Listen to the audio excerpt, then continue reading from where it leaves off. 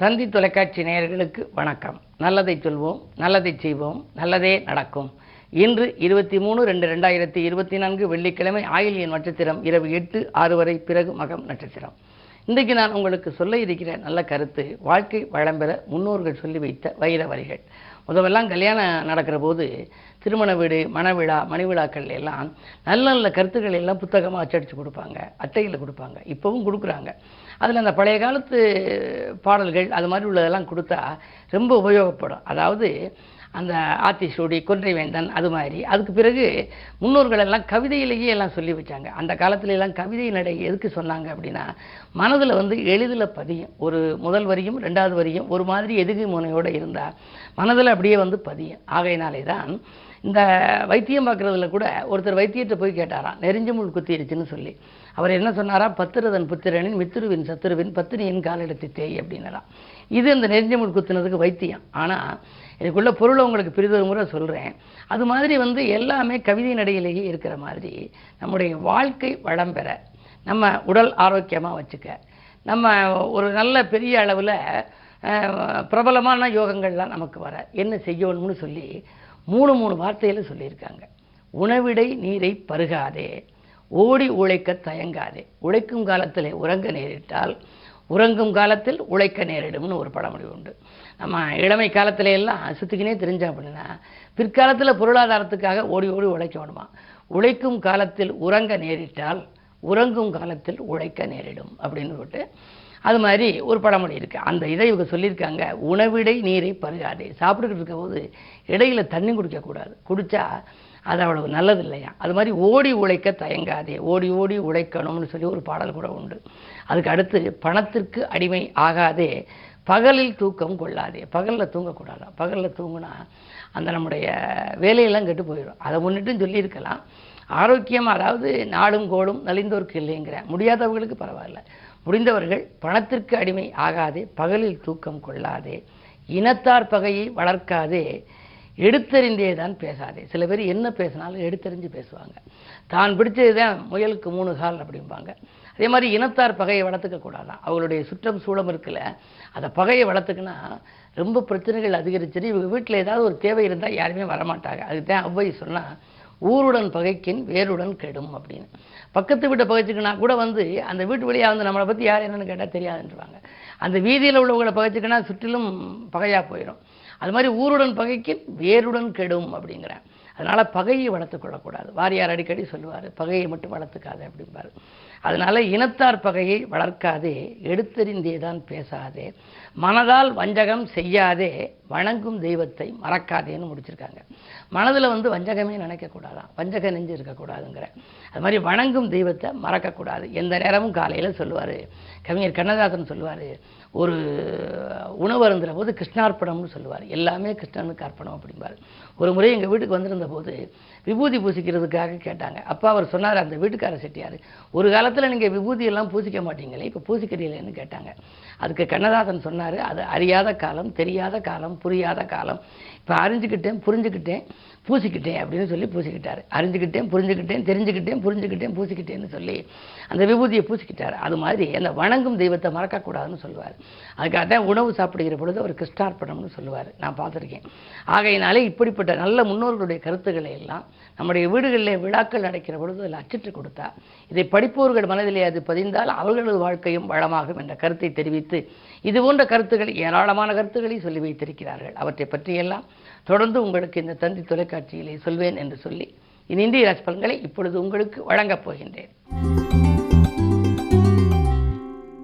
மேசராசி நேயர்களே, உங்களுக்கெல்லாம் இன்று தொழில் வந்த தொல்லைகள் அகலும் நாள். தொட்ட காரியங்கள் எல்லாம் வெற்றி கிடைக்கும். வீடு இடம் வாங்கும் முயற்சியிலும் வெற்றி உண்டு.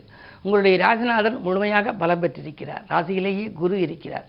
குருவினுடைய பஞ்சம பார்வை 5இல் பதிவதனாலே பிள்ளைகளாலும் உங்களுக்கு முன்னேற்றம். படித்து முடித்த பிள்ளைகளுக்கு வேலை இல்லையே, வேலைக்கு சேர்த்துவிட நினைத்தாலும் அந்த சேர்ப்பதற்கான அறிகுறிகள் இன்னும் தென்படவில்லையே, எப்பொழுதுதான் வேலை கிடைத்து வருமானங்களும் நல்ல மிகுதியாக வரும் என்றெல்லாம் நினைத்தவர்களுக்கு இன்று பிள்ளைகளாலும் பெருமை சேரும். அதே நேரத்தில் இல்லத்திலும் நல்ல சம்பவங்கள் நடைபெறும். ரிஷபராசி நேயர்களே, உங்களுக்கெல்லாம் போதிய வருமானம் கிடைத்து பொழுதெல்லாம் மகிழ்ச்சி காணுகின்ற நாள். பொறுப்புகள் உங்களுக்கு வரப்போகிறது. அதாவது புதிய பொறுப்புகள் உத்தியோகமாக இருந்தாலும், தொழிலாக இருந்தாலும், அரசியல் களமாக இருந்தாலும் புதிய பொறுப்புகள் உங்களுக்கு கிடைக்கலாம். சனியின் பலம் நன்றாக இருப்பதால் பழைய தொழிலை விட்டுவிட்டு புதிய தொழில் தொடங்கலாமா என்று கூட நீங்கள் சிந்திப்பீர்கள். குடும்ப உறுப்பினர்களின் குறைகளை தீர்க்கவும் முன் வருவீர்கள். அதிகார பதவியில் உள்ளவர்களின் ஆதரவு கிடைக்கும் நாள் இந்த நாள். மிதுன ராசி நேயர்களே, உங்களுக்கெல்லாம் பயணங்களால் பலன் கிடைக்கின்ற நாள். அதிகாலையிலேயே ஒரு நல்ல தகவல் உங்களுக்கு அலைபேசி வாயிலாக வரப்போகிறது. அது தொழில் சம்பந்தமாகவும் இருக்கலாம், உத்தியோகம் சம்பந்தமாகவும் இருக்கலாம். உங்களுடைய ராசிக்கு 8லே செவ்வாய் இருக்கிறாரே, ஆரோக்கிய தொல்லைகள் ஏற்படுமோ என்று நீங்கள் நினைக்க வேண்டாம். 6க்கு அதிபதி 8ல் இருக்கின்ற பொழுது விபரீத ராஜயோகம் என்ற ஒரு யோகம் உண்டு. எனவே திட்டமிடாமல் செய்யும் காரியங்களில் வெற்றி கிடைக்கும். திடீரென உங்களுக்கு இன்று நல்ல தகவல்கள் வரப்போகின்றது. இல்லம் தேடி வரும் நல்ல தகவலோடு வருமானமும் உங்களுக்கு போதுமானதாக இருக்கும் நாள் இந்த நாள். கடகராசி நேயர்களே, உங்களுக்கெல்லாம் சந்திரபலம் நன்றாக இருக்கிறது. சந்திரனுக்கு எதிர் கேந்திரத்திலே செவ்வாய் இருக்கிறார். சந்திர மங்கள யோகம் என்று ஒரு யோகம். எனவே உங்களுக்கு வாழ்க்கை தேவைகள் இன்று பூர்த்தியாகும். இல்லத்திலே ஒரு சுப செய்திகள் வரப்போகிறது. சுபகாரியங்கள் நடைபெறும். பிள்ளைகளின் கல்யாண வயதடைந்த பிள்ளைகளுக்கு கல்யாணம் பேசி விட்டு போகிறது என்று நீங்கள் நினைத்தால் இப்பொழுது அந்த வரன்கள் முடிவெடுவதற்கான வாய்ப்புகள் உண்டு. சரி, அயல்நாடு சென்று சம்பாதிக்க வேண்டும், வேலைவாய்ப்பு வெளிநாட்டில் கிடைக்குமா என்றெல்லாம் சிந்தித்தவர்களுக்கு அதற்கான அறிகுறியும் இன்று தென்படும். பொதுவாகவே இன்று என்று எடுத்துக்கொண்டால் சந்திரபலம் நன்றாக இருப்பதால் மனதில் நினைத்ததை மறுகணமே செய்து முடிக்கும் நாள் இந்த நாள். வெற்றி உங்கள் வீடு தேடி வரப்போகிறது. சிம்மராசி நேயர்களே, உங்களுக்கெல்லாம் துணிவும் தன்னம்பிக்கையும் கூடுகின்ற நாள். தொகை வந்த மரணமிடமே செலவாகிவிடும். காரணம் 7லே சனி இருக்கின்றார். கண்டகச்சனியின் ஆதிக்கம் இருப்பதால் ஆரோக்கிய தொல்லைகள் உண்டு. மூட்டு வலி, முழங்கால் வலி, கழுத்து வலி என்று வரலாம். ஜீரண கருவிகள் கூட பழுதாகலாம். உஷ்ணாதிக்க நோய்க்கும் ஆட்பட நேரிடும். எதிலும் கவனம் தேவை. வாங்கல் கொடுக்கல் சரளமாக இருந்தாலும் 2ல் கேது இருப்பதால் திடீர் சிக்கல்களும் வரலாம். ஒரு சிலருக்கு ஏமாற்றங்களை கூட சந்திக்க நேரிடும். உரிய வழிபாடுகளை வைத்துக் கொள்வது நல்லது. கன்னிராசி நேயர்களே, நினைத்தது நிறைவேறும் நாள். நிகழ்கால தேவைகள் முழுமையாக பூர்த்தியாகும். 7லே ராகு இருப்பதால் பயணங்கள் பலன் தருவதாக அமையும். புதிய பாதை உங்களுக்கு புறப்படும். உங்களுக்கு 7லே ராகு இருக்கின்ற பொழுது வாழ்க்கை துணை வழியே கூட வருமானங்கள் வரலாம். அவர்களுக்கு படித்து முடித்து படிப்புக்கேற்ற வேலையிலேயே என்று வீட்டில் இருந்தால் இப்பொழுது புதிய வேலைகள் அவர்களுக்கு கிடைக்கலாம். அல்லது கிடைக்கும் வேலையிலேயே ஊதிய உயர்வுகள் வருவதற்கான அறிகுறிகள் தென்படலாம். இன்று நல்ல நாள்.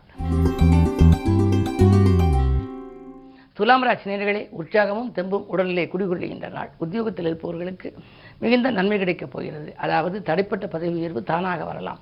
மேலதிகாரிகள் இணக்கமாக நடந்து கொள்வார்கள். சக பணியாளர்களும் உங்களுக்கு உறுதுணையாக இருப்பார்கள். பெரிய மனிதர்களின் சந்திப்பு மேலும் பெருமையை சேர்க்கும். நீண்ட நாட்களாக எதிர்பார்த்து காத்திருந்த ஒரு சில காரியங்கள் இப்பொழுது துரிதமாக நடைபெறப் போகிறது.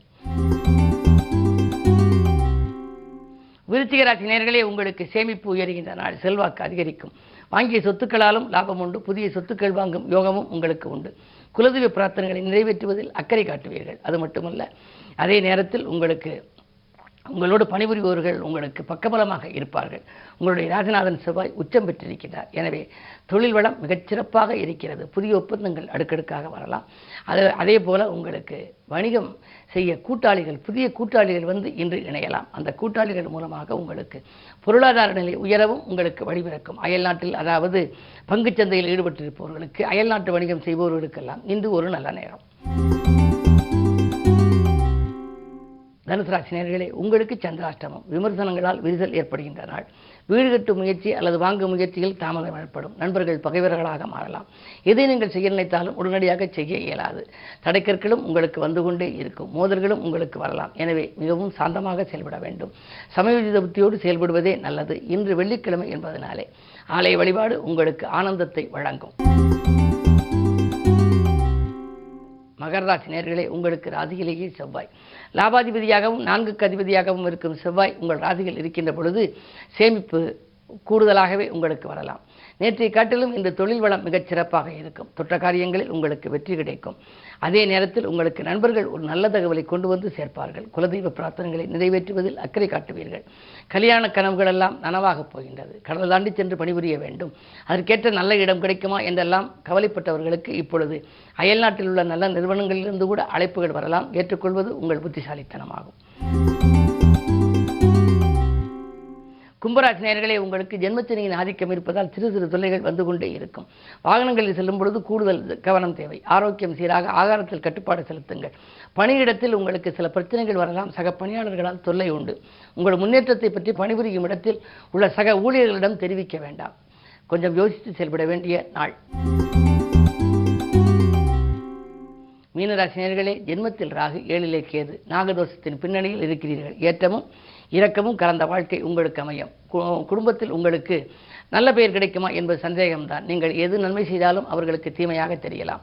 உத்தியோகத்தில் கூட உங்கள் திறமைக்கு அங்கீகாரம் கிடைக்காது. பதவி இழப்பு கூட ஒரு சிலருக்கு ஏற்படலாம். கவனம் தேவை. என்ன இருந்தாலும் இன்று வெள்ளிக்கிழமை என்பதனாலே அருகில் இருக்கும் சிவாலயம் சென்று தெற்கு நோக்கி அம்பிகையை வழிபடுவது நல்லது. மேலும் விவரங்கள் அறிய தினத்தந்தி படியுங்கள்.